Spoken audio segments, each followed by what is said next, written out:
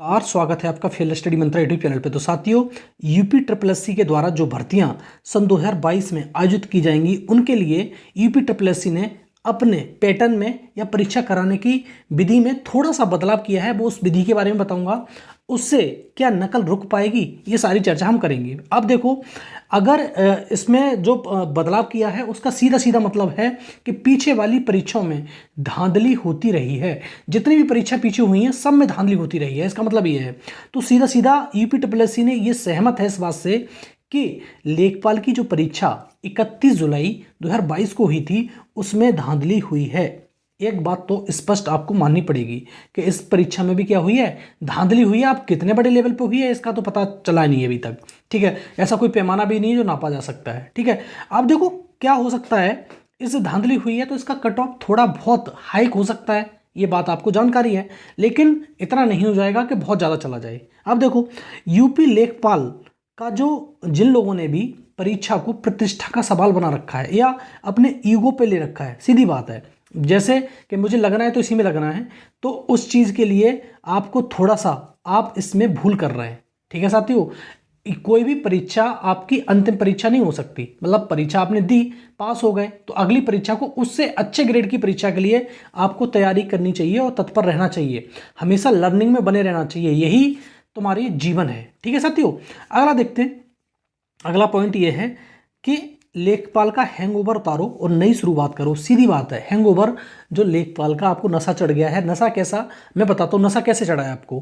कि अगर कोई व्यक्ति जैसे पेपर दे के आया आप 31 जुलाई को, लगभग मैंने पौने 2 महीने होने आ रहे हैं, और मैंने कल भी एक वीडियो बनाई थी, तब एक चीज़ बताई थी मैंने आपको कि भाई सीधी बात है, जो आप दिन में 50-50 बार कट ऑफ की वीडियो देख रहे हैं, ये क्या है, हैंगओवर ही तो है। आपने मतलब लेखपाल का पेपर दिया है और एक दिन में आप 50 से ज़्यादा बार आप कट ऑफ के वीडियो देख रहे हैं, तो क्या कहे ये चक्कर, ठीक है। तो इसे ही हैंगओवर कहते हैं, इसको उतारना पड़ेगा। आप मेंटली डिस्टर्ब हो सकते हैं इस चीज़ से, ठीक है साथियों। और देखो, अगर आप कोई चीज़ कर रहे हो, जैसे अभी कट ऑफ आने वाली है, मतलब दीपावली से पहले, दीपावली के बाद इसकी कट ऑफ, किसकी, डीबी के लिए कट ऑफ आने वाला है, किसका, लेखपाल का। अगर इसकी मेरिट हाई चली गई तो आपको वो झटका लगेगा, इसका कोई जवाब नहीं है, ठीक है। क्योंकि जो आपने पेपर दिया उसमें देखो, संशोधित जो उत्तर कुंजी आई है उसमें क्या हुआ, उसमें कुछ लोगों के नंबर घट भी गए। अब इससे क्या हुआ है, जिसके 80 बैठ रहे थे उसके 78 रह गए, ठीक है।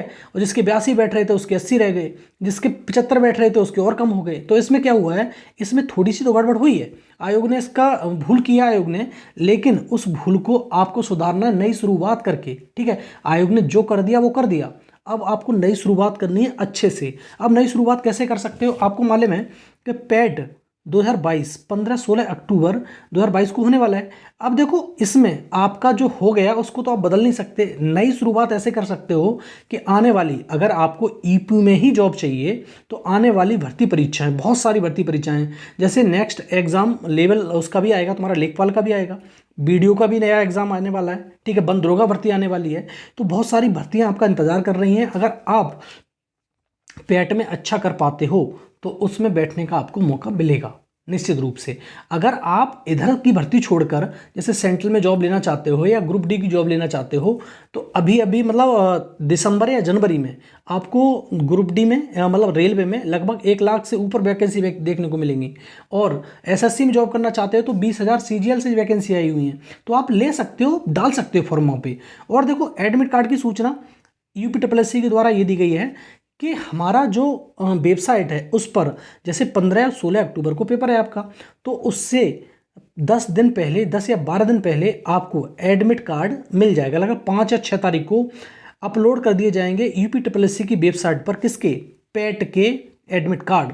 तो आपको इसमें बहुत अच्छा करना है, तब आपको मौका मिलेगा। देखो, थोड़ा सा कंपटीशन है। पिछली बार लगभग 18 लाख बच्चों ने पेपर दिया था और इस बार जस्ट डबल से भी ज़्यादा हैं, 37 लाख कुछ बच्चे हैं, अभी दिखाऊंगा।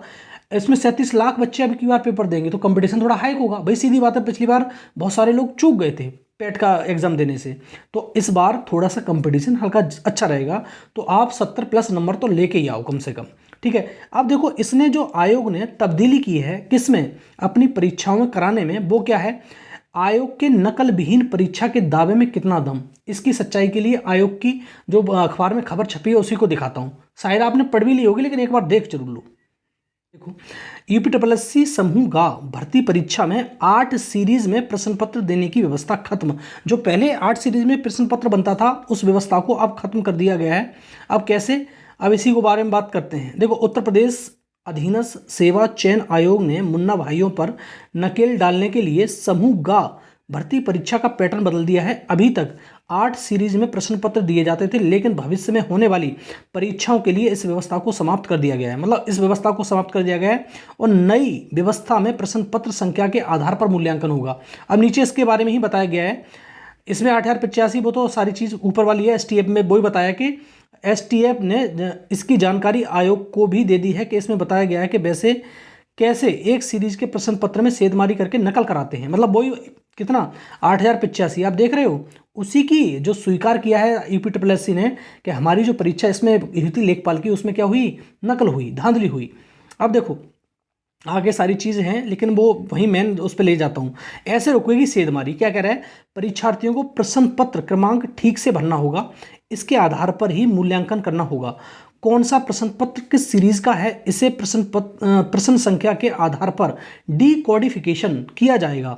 इसका पता मूल्यांकन के समय ही चलेगा, मतलब पहले समय चलेगा नहीं पता इसका। दूसरा, परीक्षार्थी को ओएमआर सीट में प्रश्न पत्र क्यूपी संख्या कोडिफाई भरते समय इसका विशेष ध्यान रखना होगा। परिणाम केवल क्यूपी नंबर डीकोडिफिकेशन के बाद के आधार पर दिया जाएगा।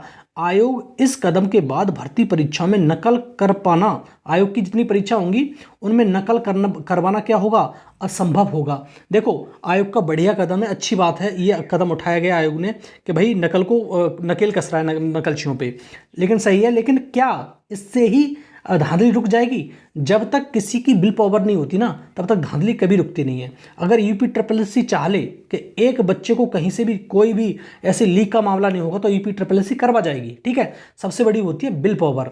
ये करने से बढ़िया है, थोड़ा सा अच्छा होगा और आपको सुकून मिलेगा कि हाँ ये चीज़ की है। लेकिन बिल पावर बनानी पड़ेगी सचिव को भी, और जितने अधिकारी हैं उनको भी ईमानदार रहना पड़ेगा। ठीक है साथियों, तो मैंने ये सारी बातें आपको बता दी, रख दी आपके समक्ष, और अब आप नई तैयारी में जुट जाओ। और साथियों, अगर चैनल पे पहली बार आते हो तो चैनल को सब्सक्राइब करके रखो और बेल आइकन दबा के रखो। ठीक है साथियों, धन्यवाद।